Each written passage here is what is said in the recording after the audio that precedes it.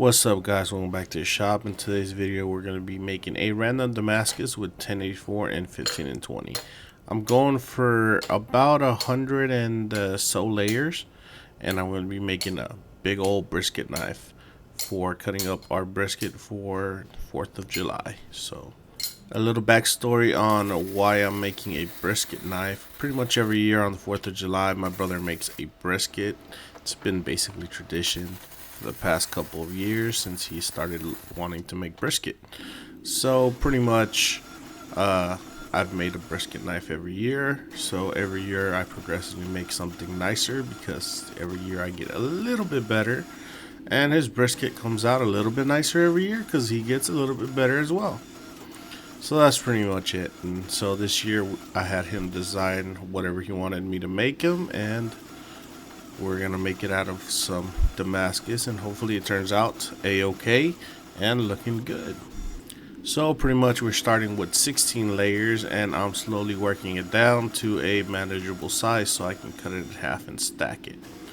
Here I'm using a new tool I made for this specific build that I wanted to try out, and it's like a guillotine.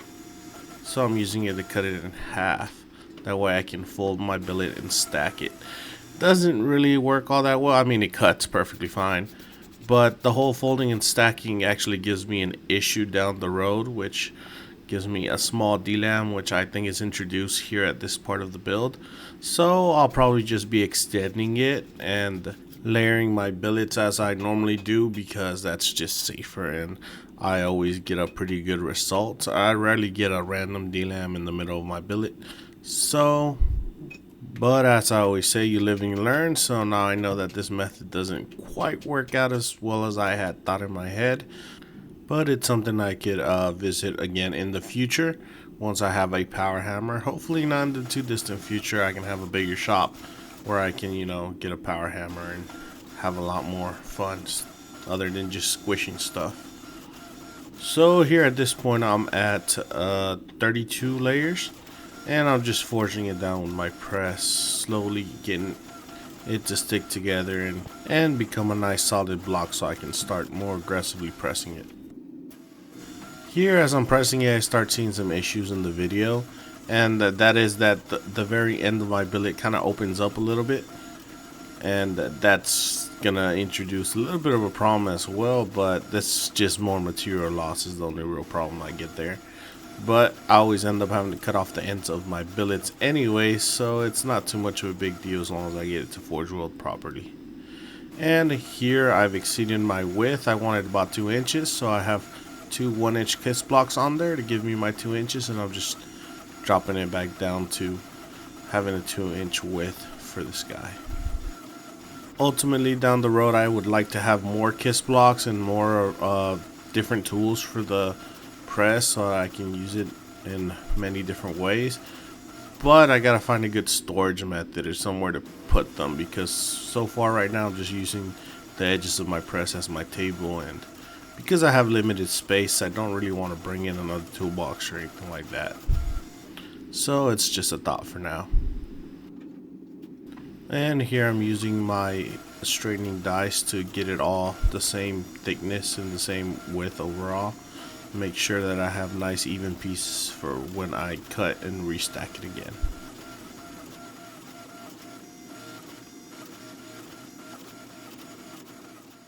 Alright, so we got this big boy out of the forge. It's been cooling overnight.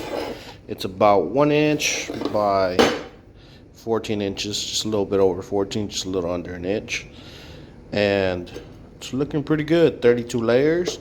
I'm gonna clean it up, and I'm gonna cut it into probably 4 equal stacks, and we're gonna hit it again. I want to get over 200 layers. With this one we'll get to 32 times 4 is 128, so we'll do 128, and then we'll chop it in half again like we did on the press and forge weld it again, and we should be at 276 layers ish, which is over 200, so it's pretty good. And then we'll draw it out for our knife.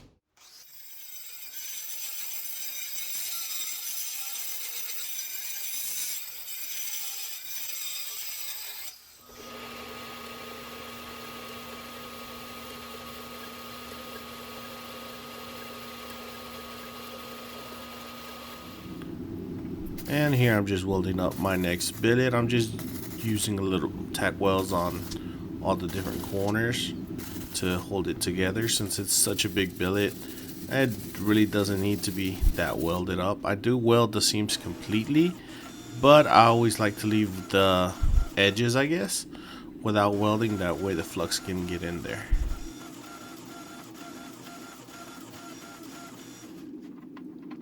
Overall, I think I'm going to stick to this method because that just works better for me. I just like the other method because I thought it would be faster. But, I mean, here I am about 128 layers if my math isn't wrong. So, that's plenty enough for me. Originally, I was thinking about 200 plus layers, but once I got to this point, I was like, maybe I should stick to 100 layers, because if I do 200 it might be too tight of a pattern, even though it's gonna be a pretty big knife regardless. But it was just a thought at that moment. And here I'm using my drawing dice to draw it out lengthways. It's starting to get quite wide, but that's not going to be too much of an issue. I can always square it back down, but I do want to get it to about a quarter thickness, or 3/16 is what I'm shooting for, but a quarter thickness. Once I do my rough grinding, I should have about 3/16 left over, which is what my brother wanted for the spine of this knife.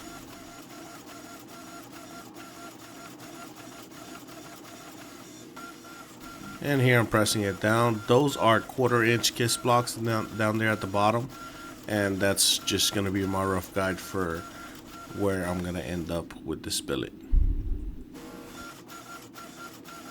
At this point, this billet is so big that I have to individually heat it in different sections, and the more I thin it down, the more I have to do it in separate sections. So I really just cut out the majority of that because it's just back and forth doing the same thing.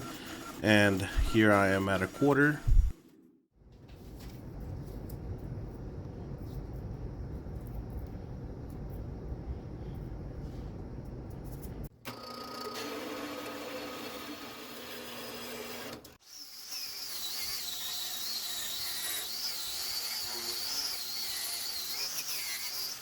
So this is the design my brother wanted for his knife. He wanted to have a drop, almost like a sheep's foot, but he wanted it straight on the bottom. And it's about 12 inches in length for the blade, plus 6-inch handle, so 18 inches overall. 1/4 inch thick. Final dimensions are going to be 3/16. Overall, it's a pretty beast of a knife. And yeah, it should do pretty easy work of a brisket as long as I manage to not mess it up.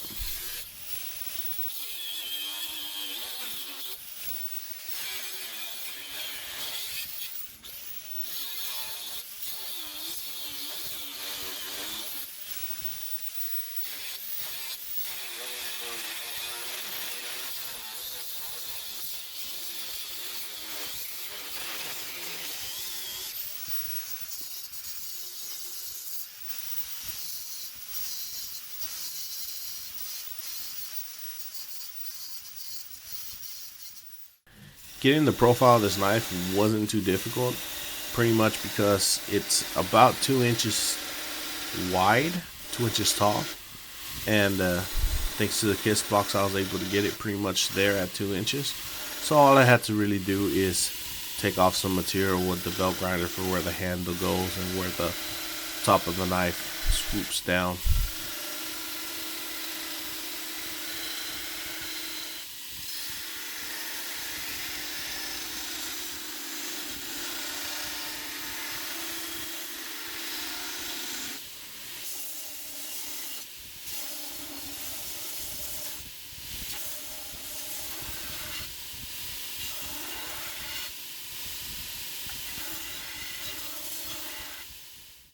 Here I'm filing out the notch in the knife. I don't really do notches on my kitchen knives, but this is what he wanted, so we're doing our notch. I initially cut it out with the grinder when I profiled the knife, and here I'm just truing it up with a circular file, getting it nice and clean. As I stated before in previous videos, my drill press is out of commission for the moment. It can drill through wood, but it can't drill through steel. It's too hard, and because of the issue with the pulley, it just can't produce strength. So I'm just doing everything with my hand drill. I'm drilling a 3/16 inch hole on the front and a 5/16 in the back, and that's going to be for a special pin that my brother provided for this knife. And here I'm rough grinding my bevels just to make it easier after my heat treat, and we are heat treating. Or I should say quenching, not heat treating. Heat treating is the whole process. Here's just the quench. I ended up using my 3-burner forge for this, since this knife is so long and my little 1-burner, well, 2 burners, but I only run it 1 burner. And 1 burner just doesn't quite cut it for getting an even heat on the edge. And here it is after our tempering cycle. I did develop minor warping, and here I'm just using my flat platen to get all that out and clean up the surface of the blade. And here I'm doing my final grind on my bevels. I won't lie, this blade was kind of long and it was a bit of a pain to grind and keep it nice and straight, but somehow we managed to get it roughly where we wanted it. Alright guys, so the knife is ready for hand sand, but we have a small issue that I cannot fix, and it essentially makes this knife a dud, even though it's a really cool knife. But since it's a gift from my brother, it doesn't really matter. I'm still going to finish it off as intended, but I have this little D-lam right here that just popped up while I was grinding it. And that D-lam ruins everything. I can't grind deeper into it to get rid of it. So it's kind of stuck there, and I don't really know what to do. So I'm just gonna roll with it. But everything else in it is fine. All the rest of the steel is good. I probably had some contaminated steel on that spot, and it just happened to be there. Should have been in the tank where I did a hole, but you know, it is what it is. Other than that, the knife is coming out pretty good. And I'm gonna finish off the rest of the finish by hand sanding. So yeah, it's a bummer, but it's a cool knife regardless. It'll still cut a nice brisket.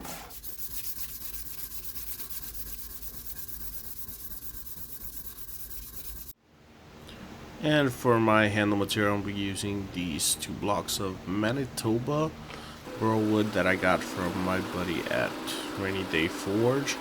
I'll have his YouTube and his page linked in the description down below if you want to hit him up and get some handle material yourself. He's another knife maker who does videos here on YouTube, so you definitely should check out his stuff.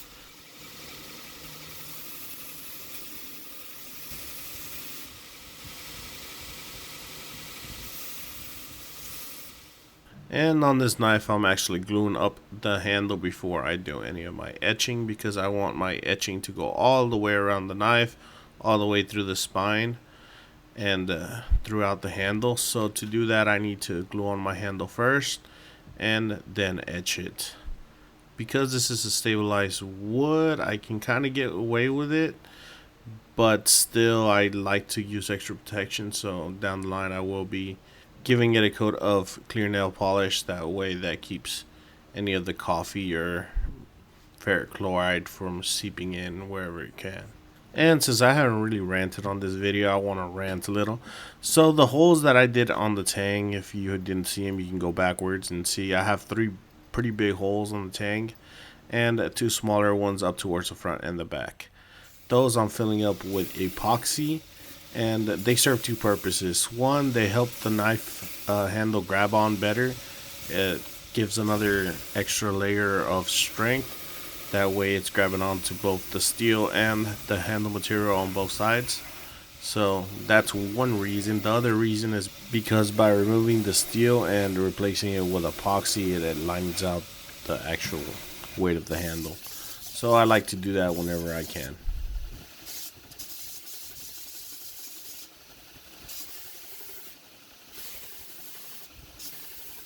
And here is a look at the handle before I put any kind of wax or oil on it, and it is gorgeous. Alright, so I didn't record this because I forgot and I was just working, but I've done a layer of nail polish, quick dry nail polish on here to make sure that my handle doesn't absorb any of the ferric chloride or the coffee once I do my coffee etch, and then afterwards I'll just undo it with some acetone. I tested the material prior and it absorbed the coffee. It didn't do anything with the ferric chloride, but it definitely absorbed the coffee a little bit and stained it, so that's why we went this route. This is just some cheap stuff I got at Dollar General nearby, but it's quick dry, so that's good. So we're gonna go on ahead and move to our ferric chloride, and here we're gonna dip it in our ferric chloride. I got new containers, PVC pipes, whatever you would like to call them, to hold my ferric chloride in my coffee, and I was gonna make a table with little rolling chairs to where I can individually put them and hold them all together in one spot, but I haven't done it, so I'm just laying them up against my cabinets for now.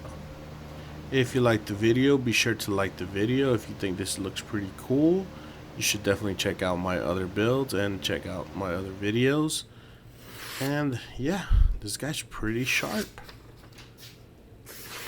If you want more content, you could always check out my Instagram, where I rarely post, but if I get more people to follow me, I will probably be incentivized to post more. So if you want to do that, that's definitely an option.